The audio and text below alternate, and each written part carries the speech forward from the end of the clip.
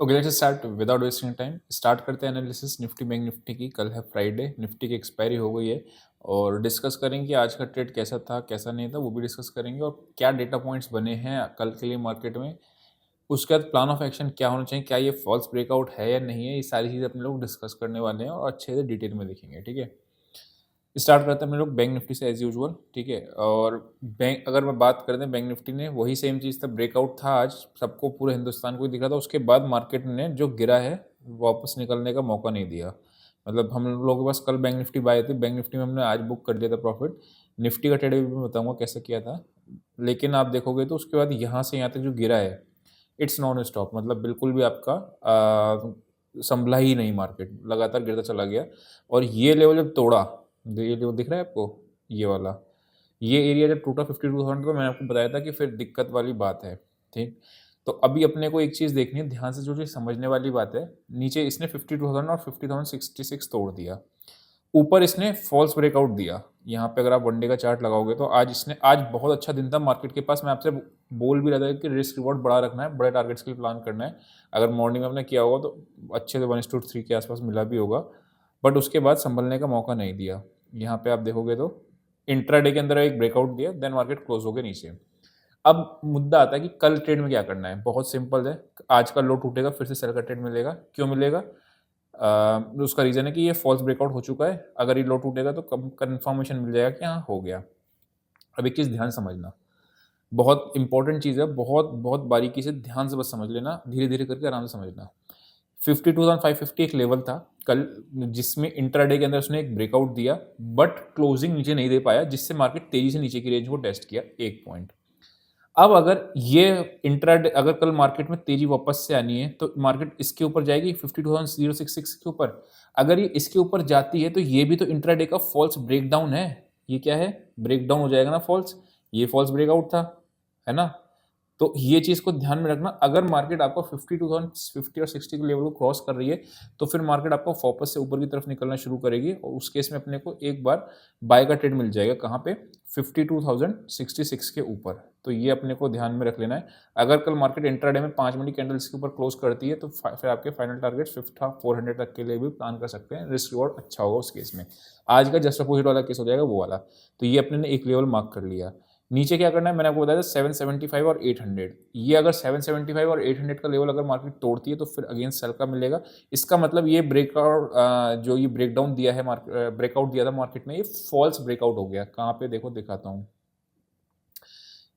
सारी चीज़ें। आज अच्छा सिनेरियो था, मतलब ब्रेकआउट देने के लिए आज सबसे बेस्ट अपॉर्चुनिटी थी मार्केट के लिए। आना तो था बट नहीं आया, क्या कर सकते हैं। यहाँ पे अगर आप देखोगे तो ये आपका खूब रेजिस्टेंस लिया, ठीक है, बिल्टअप्स भी दिए प्रॉपर तरीके, सब कुछ था।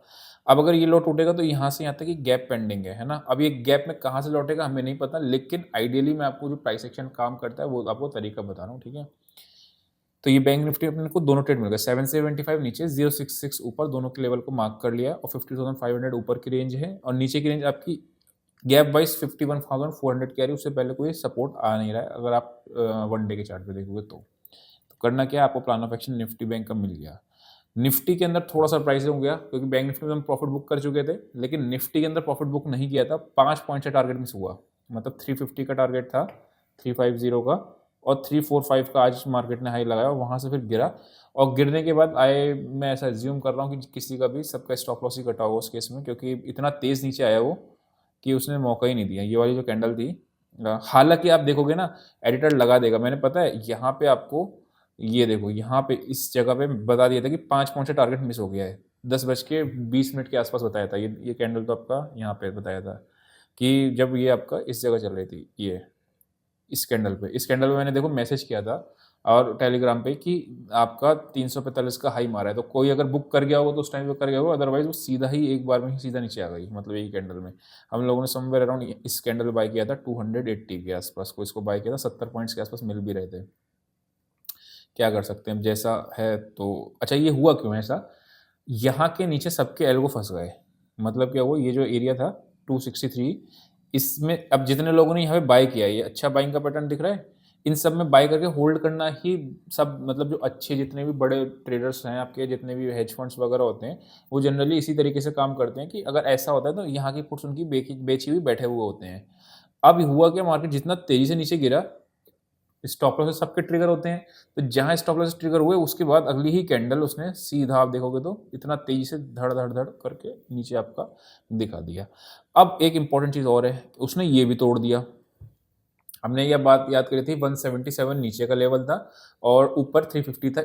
इसके ऊपर निकलेगी तो बाय करेंगे, इसके नीचे निकलेगी तो सेल करेंगे। अगर आपने प्लेन वनीला किया होगा, मतलब जो कल का वीडियो आपने देखा होगा, तो उसमें आपको सेल का ट्रेड मिला होगा 180, क्योंकि 350 के ऊपर तो मार्केट निकला नहीं था। तो 350 के ऊपर चांसेस थे कि 350 को इस बार निकाल देगा, और बहुत हाई चांसेस थे कि 350 निकाल के आपका बड़ा लेवल देगा, मतलब 500 तक के टारगेट्स आपको देगा।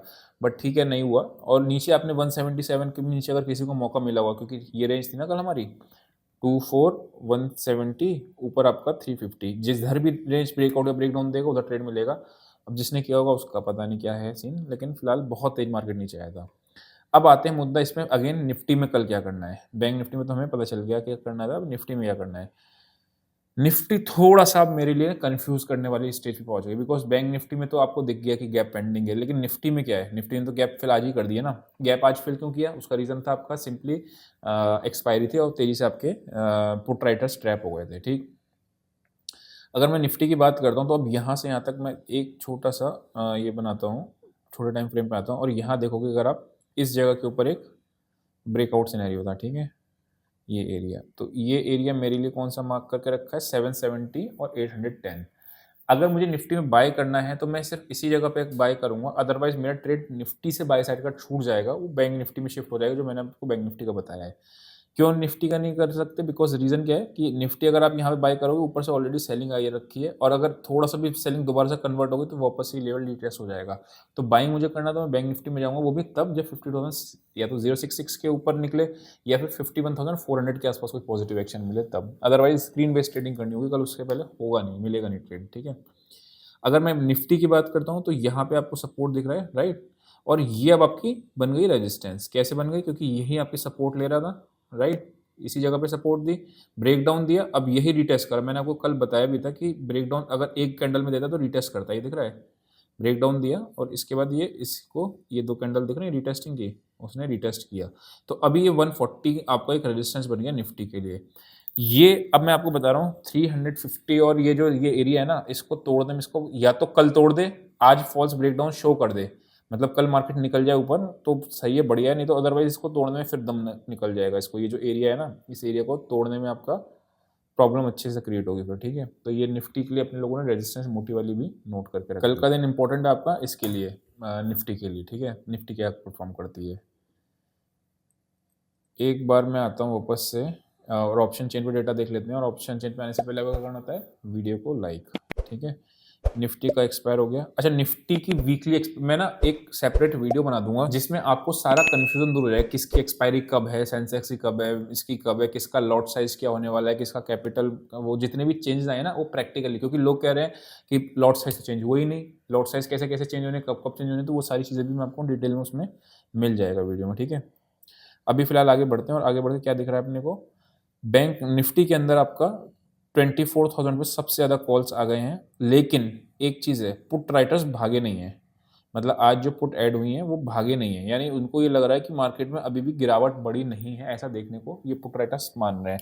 अच्छा, उसके साथ उन्होंने कॉल सेल कर रखी हुई है, तो इसका मतलब क्या है, उनको लग रहा है कि मार्केट अगर थोड़ा बहुत नीचे चली भी जाएगी तो मुझे ये बचा लेगा, आपका निफ्टी का कॉल्स बचा लेगा, राइट? तो वो चीज़ है। बैंक निफ्टी में देख लेते हैं एक बार क्या सिनेरियो बन रहा है। तो निफ्टी में अच्छा, डेटा क्या कह रहा है निफ्टी का? निफ्टी का डेटा कह रहा है आपका साइडवेज टू बेरिश, लेकिन बहुत बड़ा गिरावट अभी भी निफ्टी में ऐसा दिख नहीं रही डेटा वाइज, ठीक है?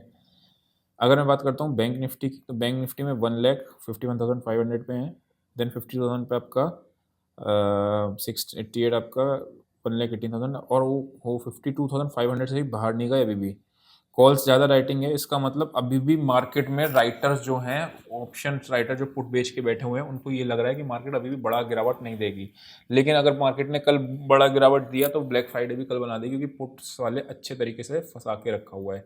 तो ये चीज़ को ध्यान में रखना कि थोड़ा सा ट्रेडिंग अभी मार्केट में वॉलेटिलिटी देखने को मिलेगी, मतलब ऊपर नीचे मार्केट करेगा, ठीक है? तो वो चीज़ को देखो, क्योंकि पुट बैठी हुई हैं, मतलब ऐसा नहीं है कि फंसी नहीं है। तो जब जब ऊपर मार्केट आएगी तो पुट राइटर्स जो होंगे उनको बेनिफिट मिल रहा होगा, लॉस कम हो रहा होगा, तो वो भी निकलने का सोचेंगे ना, तो वो चीज़ है। एनीवेज आपको ध्यान में लेवल जो बता रखे हैं वो लेवल्स ध्यान में रख लेना चार्ट में, आपको थोड़ा आइडिया क्लियर हो जाएगा। अभी के लिए इतना ही, see you in next session, till then bye bye.